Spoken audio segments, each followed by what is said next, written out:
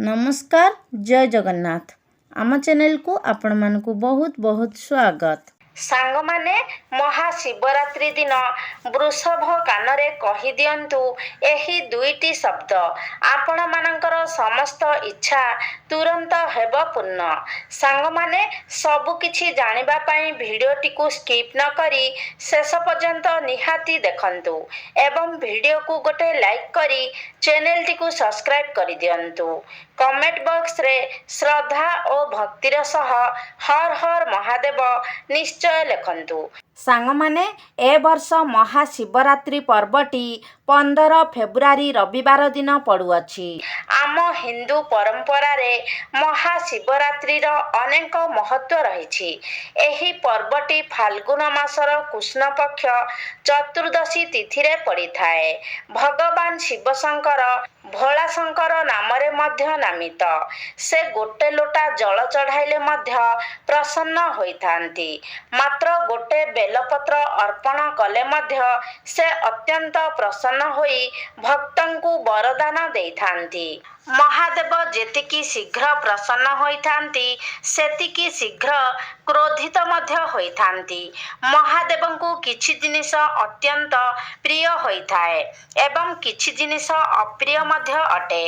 किछि जिनिस एमिति अछि जाहाकु जदि आपण भगवानंकर पूजारे व्यवहार न करिबे तेबे से पूजाटी को असंपूर्ण मानाजिब एवं अन्य पक्षरे एमिति किछि जिनिस अछि जदि आपण महादेवंकु अर्पण करूछंती तो महादेव आपणक उपरे रुष्ट होइथांती। सांग माने सर्वप्रथमे आसंतु जानि नेबा महाशिवरात्र दिन कौन कौन करिबा उचित। महाशिवरात्रि दिन धला किंबा लाल रंगर वस्त्र परिधान करी महादेवंकर पूजा करिबा अत्यंत शुभ होइथाए। एही दिन आपण कला रंगर वस्त्र परिधान करंतु नाही कारण कला रंग को अशुभत्वर प्रतीक बोली कहा जाए। शास्त्र अनुसारे महाशिवरात्र दिन भगवान शिव शंकर शिवलिंग रूपरे धराधामरे प्रकट होइथांती। सेथिपाई एही दिन शिवलिंगर पूजा करिबा द्वारा मनुष्य को अनेक पुण्य फल प्राप्त हुए। शिवलिंगरे पूजा कले भगवान भोला शंकर एवं माता पार्वतींकर असीम कृपा आपण प्राप्त करिथांती। शिवरात्रि दिन रातिर 4 प्रहर रे महादेवंकर पूजा आराधना करा जाए किंतु शिवरात्रि दिन ब्रह्म मुहूर्त ही पूजा आरंभ करा जाए। मान्यता अनुसारे ब्रह्म मुहूर्त रे महादेव शिवलिंगरे विराजमान थांती। सेथिपाई महाशिवरात्रि रो पावन पर्व रे भगवान शिव शंकरंकर पूजा आपण माने निश्चय करंतु। फाल्गुन मासर चतुर्दशी तिथि रे आमे महादेवंकर महाशिवरात्रि व्रतटी पालन करू। एही दिन आपण व्रत उपवास रखी महादेवंकर पूजा निष्ठार सह करिबा सहित वृषभंक कानरे कहि दियंतु किछि एमिति शब्द जहा द्वारा आपणकर मनस्कामना निश्चय पूर्ण हेब। महाशिवरात्रि दिन शिव भगवानंकर कृपा प्राप्त करिबा पई एक शुभ एवं अमूल्य दिन अटे। जागरर अर्थ हेउछि राति सारा उजागर रही महादेवंक पई दीप प्रज्वलन करिबा। महाशिवरात्रि रे आमे राति सारा दीप जालु महादेवंकर मंत्र पाठ करू। शिव चालीसार पाठ कले आपणकु अनेक पुण्य फल प्राप्ति हेब। महाशिवरात्रि रे भगवान शिवंक सह माता पार्वतींकर मध्य पूजा अवश्य करंतु। एमिति कले आपणकु माता पार्वतींक सह भोला शंकरंकर मध्य आशीर्वाद प्राप्त हेब। शिवरात्रि दिन शिवलिंगरे बेलपत्र निश्चय चढ़ांतु कारण बेलपत्र महादेवंकु अत्यंत प्रिय अटे। एहा व्यतीत अरख फूल दुदुरा फूल एवं कन्यर फूल आपण महादेवंकु अर्पण करंतु। चंदन रे बेलपत्र रे आपण ओम नमः ଶିବାୟ ଲେଖି ମଧ୍ୟ ମହାଦେବଙ୍କୁ ଅର୍ପଣ କରିପାରିବେ। ଏମିତି କଲେ ଆପଣଙ୍କର ମନସ୍କାମନା ଶୀଘ୍ର ପୂର୍ଣ୍ଣ ହେବ ଏବଂ ଆପଣଙ୍କର ଜନ୍ମ ଜନ୍ମାନ୍ତରର ପାପ ମଧ୍ୟ କ୍ଷୟ ହେବ। ସାଙ୍ଗମାନେ, ଏବେ ଆସନ୍ତୁ ଜାଣିନେବା ମହାଶିବରାତ୍ରି ଦିନ ବୃଷଭ କାନରେ କ'ଣ କହିଲେ ଭଗବାନ ଶିବଶଙ୍କର ଆପଣଙ୍କର ଡାକ ନିଶ୍ଚୟ ଶୁଣିବେ। ଭଗବାନ ଶିବଶଙ୍କର ହେଉଛନ୍ତି ଭୋଳା। ସେ ଅଳ୍ପ ପୂଜାପାଠରେ ମଧ୍ୟ ସନ୍ତୁଷ୍ଟ ହୋଇ ଭକ୍ତର ଡାକ ଶୁଣିଥାନ୍ତି।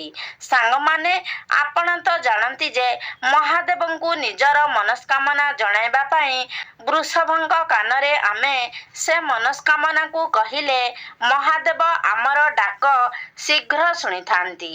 ବୃଷଭଙ୍କ କାନରେ ଆପଣ ଯେଉଁ କଥାଟି କହିଥାନ୍ତି, ବୃଷଭ ସେ କଥାକୁ ଶିବଶଙ୍କରଙ୍କ ପାଖରେ ପହଞ୍ଚାଇ ଦେଇଥାନ୍ତି ଏବଂ ଆପଣଙ୍କର ମନସ୍କାମନା ଶୀଘ୍ର ପୂର୍ଣ୍ଣ ହୁଏ। ସର୍ବପ୍ରଥମେ ତ ଆମେମାନେ ଜାଣିବା ବୃଷଭଙ୍କ କାନରେ ଆମେ କ'ଣ କହିବା। ବୃଷଭଙ୍କ କେଉଁ କାନରେ ଆମେ କହିବା? ମହାଶିବରାତ୍ରି ଦିନ ଯଦି ଆପଣ ବୃଷଭଙ୍କ କାନରେ ଏହି କଥା କହି ମହାଦେବଙ୍କୁ ମୁଣ୍ଡିଆ ମାରିବେ, ତେବେ ମହାଦେବ ଆପଣଙ୍କର ମନବାଞ୍ଛାକୁ ନିଶ୍ଚୟ ପୂର୍ଣ୍ଣ କରିବେ। ମହାଶିବରାତ୍ରିର ପାବନ ପର୍ବ ଦିନ ଏହା କଲେ ଅତ୍ୟନ୍ତ ଶୁଭଫଳ ଆପଣ ପ୍ରାପ୍ତ କରିବେ। ସାଙ୍ଗମାନେ, ପୁରୁଷ ଲୋକମାନେ ନିଜର ମନର କଥା ବୃଷଭଙ୍କ ଡାହାଣ କାନରେ କହିବେ ଏବଂ ସ୍ତ୍ରୀ ଲୋକମାନେ ନିଜର ମନର କଥା ବୃଷଭଙ୍କ ବାମ କାନରେ କହିବେ। କାରଣ ସ୍ତ୍ରୀ ଲୋକମାନଙ୍କୁ ବାମାଙ୍ଗୀ କୁହାଯାଏ ଏବଂ ପୁରୁଷମାନେ ହେଉଛନ୍ତି ଡାହାଣ ଅଙ୍ଗ। ସେଥିପାଇଁ ସ୍ତ୍ରୀମାନେ ବାମ ପଟ କାନରେ ଏବଂ ପୁରୁଷମାନେ ଡାହାଣ ପଟ କାନରେ ନିଜର ମନସ୍କାମନାକୁ ଜଣାଇବେ। ଆପଣ ସର୍ବପ୍ରଥମେ ବୃଷଭଙ୍କ କାନରେ ଓମ୍ ନମଃ ଶିବାୟ କିମ୍ବା ଶ୍ରୀ ଶିବାୟ ନମସ୍ତୁଭ୍ୟମ୍ ଏତିକି କୁହନ୍ତୁ। ତାପରେ ନିଜର ମନସ୍କାମନାକୁ ଜଣାଇ ବୃଷଭଙ୍କୁ ପ୍ରଥମେ ଫୁଲ ଦେଇ ମୁଣ୍ଡିଆ ମାରନ୍ତୁ।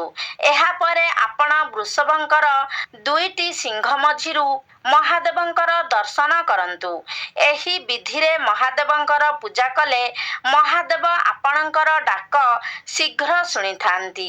ଶିବରାତ୍ରି ଦିନ ଆପଣ ନିଜର ଦୁଃଖ ସୁଖ କିମ୍ବା ଯାହା ବି ମନସ୍କାମନା ଅଛି ତାହାକୁ ନନ୍ଦୀଙ୍କ କାନରେ କୁହନ୍ତୁ। ସେ ସେହି କଥାକୁ ମହାଦେବଙ୍କୁ ଜଣାଇ ଦେବେ। ସାଙ୍ଗମାନେ, ଶାସ୍ତ୍ର ଅନୁସାରେ ଶିବ ଭଗବାନ ନିଜେ ମାତା ପାର୍ବତୀଙ୍କୁ କହିଛନ୍ତି ଯେ ମୁଁ ନିଜେ ଗରୁଡ଼ ରୂପରେ ବିଷ୍ଣୁ ମନ୍ଦିରରେ ଅଛି। ଠିକ୍ ସେହିପରି ଶିବ ମନ୍ଦିରରେ ନନ୍ଦୀ ବା ବୃଷଭ ଯିଏ ସିଏ ହେଉଛନ୍ତି ସ୍ୱୟଂ ନାରାୟଣ। ତେଣୁ ଆପଣ ଶିବ ମନ୍ଦିର ଗଲେ ବୃଷଭଙ୍କୁ ଯାହା ବି କହିବେ ତାହା ଭଗବାନ ଶିବ ଶୁଣିବେ ଏବଂ ବିଷ୍ଣୁ ମନ୍ଦିର ଗଲେ ଗରୁଡ଼ଙ୍କୁ ନିଜର ମନସ୍କାମନା ଜଣାଇଲେ ନାରାୟଣ ଆପଣଙ୍କ ଡାକ ନିଶ୍ଚୟ ଶୁଣିବେ। ବାମଦେବ ସଂଗୀଠାରେ ଏହାର ପ୍ରମାଣ ରହିଛି। ଏହାଛଡ଼ା ମହାଦେବ ନନ୍ଦୀଙ୍କୁ ଆଶୀର୍ବାଦ ଦେଇ କହିଥିଲେ ଯେ ତମ ମାଧ୍ୟମରେ ଯିଏ ମୋତେ ତାର ଦୁଃଖ ଜଣାଇବ, କଷ୍ଟ ଜଣାଇବ, ମୁଁ ତାହାକୁ ଶୀଘ୍ର ହରଣ କରିବି। ସାଙ୍ଗମାନେ, ଏହା ବ୍ୟତୀତ ଶିବରାତ୍ର ଦିନ ଆପଣ ପ୍ରଭୁ ଗଣେଶ, ନନ୍ଦୀ ମହାରାଜ ଏବଂ ମାତା ପାର୍ବତୀଙ୍କର ପୂଜା ଅବଶ୍ୟ କରନ୍ତୁ। ଏହି ଦେବାଦେବୀଙ୍କୁ ପୂଜା ନ କଲେ ଆପଣଙ୍କୁ ମହାଦେବଙ୍କ ପୂଜାର ଫଳ ମିଳିବ ନାହିଁ। ଏହି ଦିନ ଆପଣ ନିଜ ଘର ପାଖାପାଖି ଥିବା ବୃଷଭଙ୍କୁ ସବୁଜ ଘାସ ଖାଇବାକୁ ଦିଅନ୍ତୁ। କାରଣ ବୃଷଭଙ୍କୁ ନନ୍ଦୀ ମହାରାଜଙ୍କର ସ୍ୱରୂପ ମାନାଯାଏ। ନନ୍ଦୀ ମହାରାଜ ଭଗବାନ ଶିବଙ୍କୁ ଅତ୍ୟନ୍ତ ପ୍ରିୟ ହୋଇଥାନ୍ତି। ଶାସ୍ତ୍ର ଅନୁସାରେ ଏହି ଦିନ ଆପଣ ଡେରି ଯାଏଁ ଶୋଇବେ ନାହିଁ। ଏହି ଦିନ ବ୍ରହ୍ମ ମୁହୂର୍ତ୍ତରୁ ଉଠି ସ୍ନାନ ଆଦି କାର୍ଯ୍ୟ ସମାପନ କରନ୍ତୁ। ମହାଶିବରାତ୍ରି ଦିନ ଶିବଲିଙ୍ଗରେ ଚଢ଼ାଯାଇଥିବା ଜିନିଷ ବିଲକୁଲ ବି ଗ୍ରହଣ କରିବେ ନାହିଁ। ଯଦି ଆପଣ ଶିବଲିଙ୍ଗରେ ଜଳ ଚଢ଼ାଉଛନ୍ତି ତେବେ ଧ୍ୟାନ ରଖନ୍ତୁ ଯେ ଶଙ୍ଖରେ ଜଳ ଚଢ଼ାନ୍ତୁ ନାହିଁ। ପିତ୍ତଳ କିମ୍ବା କଂସା ଲୋଟାରେ ଜଳ ଚଢ଼ାଇବେ। ଯଦି ଜଳରେ କ୍ଷୀର କିମ୍ବା ଦହି ମିଶାଇବେ ତେବେ ତମ୍ବା ଲୋଟାର ବ୍ୟବହାର କରନ୍ତୁ ନାହିଁ। କାରଣ ତମ୍ବା ଲୋଟାରେ ଜଳ ସହ କ୍ଷୀର କିମ୍ବା ଦହି ରଖିଲେ ତାହା ବିଷ ସହ ସମାନ ହୋଇଥାଏ। ତମ୍ବା ଲୋଟା ପରିବର୍ତ୍ତେ ଆପଣ ପିତ୍ତଳ କିମ୍ବା ରୂପାର ଲୋଟା ବ୍ୟବହାର କରିପାରିବେ। ସାଙ୍ଗମାନେ, ମହାଶିବରାତ୍ରି ଦିନ ଭୁଲରେ ବି ମହାଦେବଙ୍କୁ ଆପଣ ତୁଳସୀ ଚଢ଼ାନ୍ତୁ ନାହିଁ। କାରଣ ମହାଦେବଙ୍କୁ ତୁଳସୀ ଅର୍ପଣ କରାଯାଏ ନାହିଁ। ତୁଳସୀ ଅର୍ପଣ କଲେ ଆପଣ ଘୋର ପାପର ଭାଗୀଦାର ହେବେ। ଭଗବାନ ଶିବ ଏବଂ ଭଗବାନ ଗଣେଶଙ୍କୁ ତୁଳସୀ ଚଢ଼ାଯାଏ ନାହିଁ, ନହେଲେ ଆପଣଙ୍କୁ କାଳସର୍ପ ଦୋଷ ଲାଗିହେବ। ଭଗବାନ ଶିବଙ୍କ ପୂଜାରେ ହଳଦୀ ଏବଂ ସିନ୍ଦୁରକୁ ଭୁଲରେ ବ୍ୟବହାର କରନ୍ତୁ ନାହିଁ। କାରଣ ଭୋଳାଶଙ୍କର ବୈରାଗୀ ଅଟନ୍ତି। ଯଦି ଭଗବାନ ଶିବଙ୍କ ସହ ମାତା ପାର୍ବତୀଙ୍କର ଫଟୋ ଅଛି ତେବେ ସେଥିରେ ଆପଣ ସିନ୍ଦୁର ଲଗାଇ ପାରିବେ, କିନ୍ତୁ ଶିବଲିଙ୍ଗରେ ହଳଦୀ କିମ୍ବା ସିନ୍ଦୁର ଲଗାଇବେ ନାହିଁ। ସାଙ୍ଗମାନେ, ଶିବରାତ୍ରି ଦିନ ଘରେ କଳହ ଅଶାନ୍ତି କରନ୍ତୁ ନାହିଁ ଏବଂ କାହାରି ପ୍ରତି କଟୁ ବଚନର ମଧ୍ୟ ପ୍ରୟୋଗ କରନ୍ତୁ ନାହିଁ। ଏସବୁ କଲେ ଆପଣ ନିଜ ପୂଜାର ପୁଣ୍ୟଫଳ ପାଇପାରିବେ ନାହିଁ। ଶିବରାତ୍ରି ଦିନ ମଦ, ମାଂସ, ପିଆଜ ରସୁଣ ଭଳି ତାମସିକ ଖାଦ୍ୟ ଗ୍ରହଣ କରନ୍ତୁ ନାହିଁ। ଏମିତି କରିବା ଦ୍ୱାରା ଆପଣ ଶିବ ଏବଂ ପାର୍ବତୀଙ୍କର କ୍ରୋଧର ସାମ୍ନା କରିବେ। ଏହି ଦିନ ଆପଣ କୌଣସି ନିରୀହ ପଶୁକୁ କଷ୍ଟ ଦିଅନ୍ତୁ ନାହିଁ। ସାଙ୍ଗମାନେ, ଏହା ଥିଲା କିଛି ନିୟମ ଏବଂ ବିଧି ଶିବରାତ୍ରି ବ୍ରତ ପାଳନ କରିବାର। ତେବେ ସାଙ୍ଗମାନେ, ଆଶା କରୁଛି ଆଜିର ଭିଡ଼ିଓଟି ଆପଣମାନଙ୍କୁ ନିଶ୍ଚିତ ଭାବରେ ଭଲ ଲାଗିଥିବ। ଯଦି ଭଲ ଲାଗିଛି ତାହେଲେ ଲାଇକ୍ କରନ୍ତୁ, ସେୟାର କରନ୍ତୁ। ଆମ ଚ୍ୟାନେଲକୁ ଯଦି ସବସ୍କ୍ରାଇବ୍ କରିନାହାନ୍ତି ତାହେଲେ ସବସ୍କ୍ରାଇବ୍ କରିଦିଅନ୍ତୁ। ଏବଂ କମେଣ୍ଟ ବକ୍ସରେ ଭକ୍ତି ଓ ଶ୍ରଦ୍ଧାର ସହିତ ଓମ୍ ନମଃ ଶିବାୟ, ହର ହର ମହାଦେବ ନିଶ୍ଚୟ ଲେଖିଦିଅନ୍ତୁ।